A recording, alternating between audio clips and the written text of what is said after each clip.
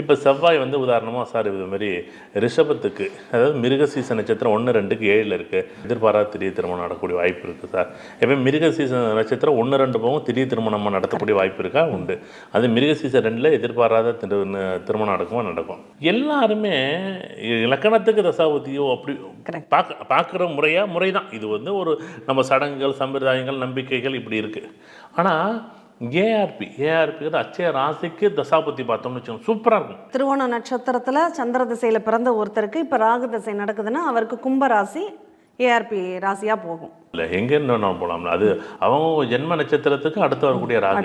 இப்போ எனக்கு வந்து மகர லக்னத்தில் பிறந்திருக்கேன், எனக்கு ராகு தசை போகுது. இப்போ கும்பத்தில் ஏஆர்பி இருக்குமா? ஏஆர்பி இருக்கும். சதய நட்சத்திரத்தில் ராகு தசை இருக்கும். இப்போ ராகு வந்து உதாரணமாக வந்து 5ல் இருக்கார், உதாரணமாக மிதுனத்தில் இருக்கார். இப்போ வந்து எனக்கு காதல் திருமணம் நடக்குமா? இப்போ ராகு தசை போதும் கல்யாணம் திருமணம் நடக்குங்க.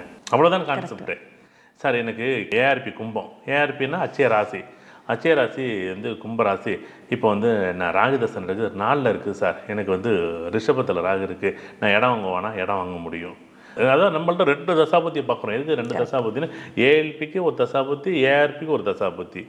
ஏஎல்பிக்கு ஏஎல்பி தசாபத்தி பாருங்கள், ஏஆர்பி தசாபத்தியை பாருங்கள். உடலுக்கான கேள்வியாக இருந்தால் ஏஎல்பி பாருங்கள், மனசுக்கான கேள்வியாக இருந்தால் ஏஆர்பி பாருங்கள்.